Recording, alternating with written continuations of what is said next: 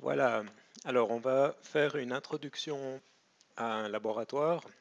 L'objectif aujourd'hui, ça va pas être d'expliquer comment le laboratoire est implémenté, qu'est-ce qui doit être fait dans les détails, mais c'est plus d'expliquer quels sont les objectifs à atteindre, quels sont les outils qu'on va utiliser et quelle est l'architecture générale du système. Donc, comme vous le voyez ici, on a choisi un thème qui est celui des barres pour illustrer un protocole de communication distribué assez simple qu'on va présenter maintenant. Donc avant de passer à la démonstration, on va regarder l'architecture générale du système qu'on voit dans cette figure. Alors la première chose qu'on voit, c'est qu'on va utiliser cet outil qui s'appelle Docker, dont on va parler au cours.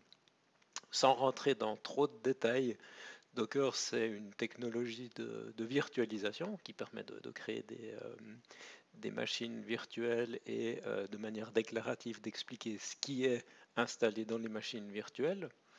Et une particularité, c'est que ces machines virtuelles, qu'on appelle aussi des containers, eh bien, elles sont légères. Ça veut dire que sur une machine, sur un laptop, on va pouvoir en faire tourner toute une collection, ce qui va permettre de monter une infrastructure qu'on aurait normalement dans un data center ou sur un gros serveur partitionné. Alors, dans la démo, je vais de temps en temps faire référence aux termes d'image et de container. Pour le moment, avant qu'on ait présenté Docker en détail, vous pouvez faire l'analogie suivante. Une image Docker, c'est un peu comme une classe Java. Donc ça définit une catégorie de machines virtuelles, un type de machine virtuelle. Et puis, vous avez une deuxième notion qui est celle de container Docker. C'est par analogie une instance Java. Donc, de la même façon qu'on a des instances, on peut avoir plusieurs instances d'une classe, on peut avoir plusieurs containers qui sont des instances en exécution d'une image. Donc, typiquement, avec Docker, on va se faire une image pour un serveur web, une image pour un serveur de base de données, une image pour un annuaire LDAP, et puis après, peut-être qu'on va avoir plusieurs nœuds, plusieurs containers de la base de données pour avoir de la redondance, pour avoir de la répartition de charges et des choses comme ça. Donc, dans la démonstration qu'on va voir maintenant, les différents éléments sont des containers Docker. On va avoir un premier container ici qui est en jaune. Donc à ce moment-là, on va avoir un seul container d'une première image. Et puis en dessous, on va voir dans la démonstration qu'au fur et à mesure, je vais créer plusieurs containers d'une seule image, mais alors d'une deuxième image, qui vont jouer le rôle de client UDP. Je vais revenir sur cette architecture et sur ce diagramme plus tard, mais on va passer à la démonstration pour que vous ayez une vision de ce qui se passe et finalement de ce qu'on est en train de construire. Donc, ce que vous voyez en vert ici, c'est un navigateur. Donc, je vais utiliser un navigateur pour parler à cette infrastructure virtualisée avec mes différents composants. Vous voyez ici qu'il y a une adresse IP.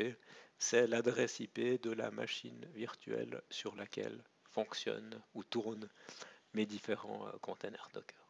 OK? Alors, si on passe sur la démonstration, j'ai trois fenêtres ici. Un navigateur. Pour le moment, il essaye de se connecter à cette adresse IP, mais il n'y a pas de serveur web à l'écoute, donc j'ai une erreur. Et puis en face, j'ai deux terminaux. C'est les terminaux que je vais utiliser pour démarrer les différents containers et puis vous montrer ce qui se passe. La première chose que je vais faire, ce que je vais faire dans ce terminal ici, je vais démarrer ce container ici. Donc ce que je ne montre pas dans cette vidéo mais que j'ai fait avant, j'ai construit une image et quand j'ai construit cette image, je lui ai dit, voilà, dans cette image, tu vas avoir un serveur HTTP. Tu vas implémenter mon protocole applicatif qui s'appuie sur EDP. Et puis, quand le container est démarré, tu vas te mettre à l'écoute sur un port de communication et accepter les requêtes qui viennent du navigateur. Si je viens ici et puis que j'utilise la commande Docker, derrière, je peux utiliser tout un ensemble de sous-commandes. Par exemple, Docker PS, je peux afficher la liste des containers qui sont actuellement en exécution. Ben, vous voyez que pour le moment, il n'y en a aucun. Donc, je n'ai ni ce container jaune, ni ces containers noirs ici, j'en ai aucun. Alors, de nouveau, ce que je veux faire, c'est démarrer le container jaune. Donc, pour ça, je vais faire un docker run.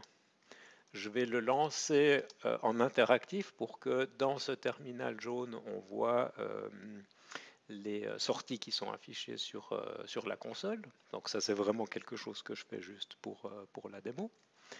Et puis ensuite, je vais, avec cette option "-p", faire du port mapping.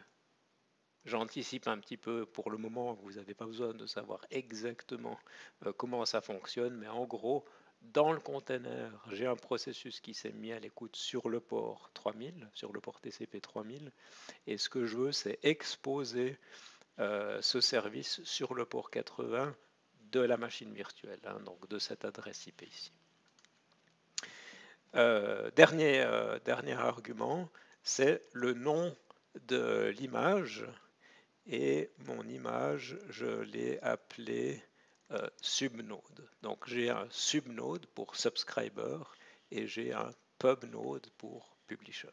Ça fait référence au pub-sub réalisé avec le protocole UDP. Alors si j'appuie sur Entrée, vous voyez que le container a démarré et puis il nous dit ici qu'il a rejoint un groupe multicast. On verra ça au cours. C'est des choses que vous avez déjà vues dans le cours de téléinformatique, mais on y reviendra dans le cours.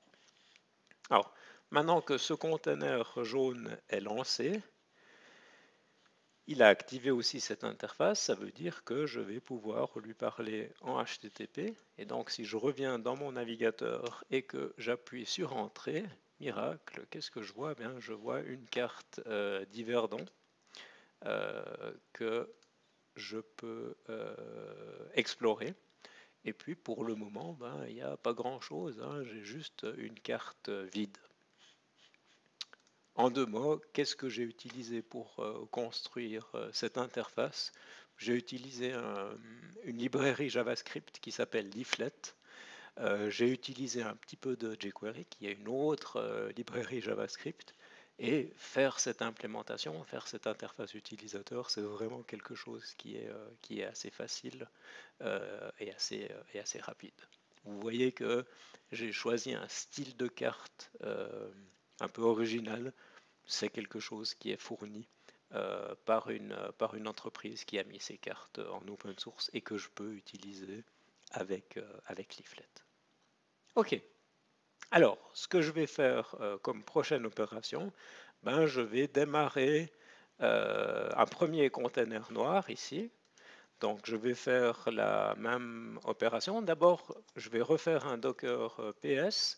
Et puis, vous voyez ici que il me dit que c'est bien le subnode qui a été instancié il y a à peu près une minute. Et c'est donc ce container ici, hein, celui qui tourne dans le terminal jaune. Alors, je vais faire la même chose qu'avant, c'est-à-dire que je vais faire un Docker run en interactif. Et puis, je vais cette fois instancier l'autre image, donc c'est le pubnode. Alors, dans ce cas-là, je n'ai pas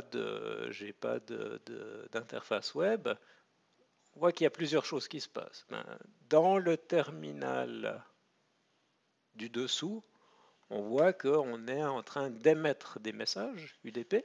Donc ce container ici envoie des messages UDP sur le groupe multicast.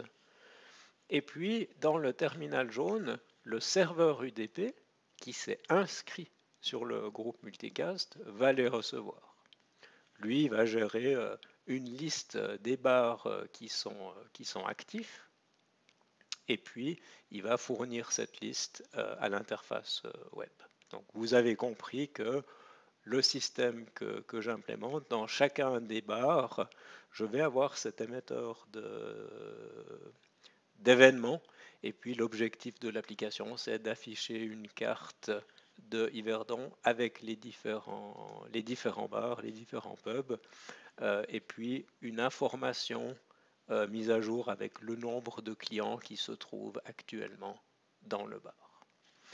On va voir que si je viens dans le terminal et puis que j'interromps mon container, j'ai une petite latence, mais au bout d'un moment, vous voyez que le bar il a disparu.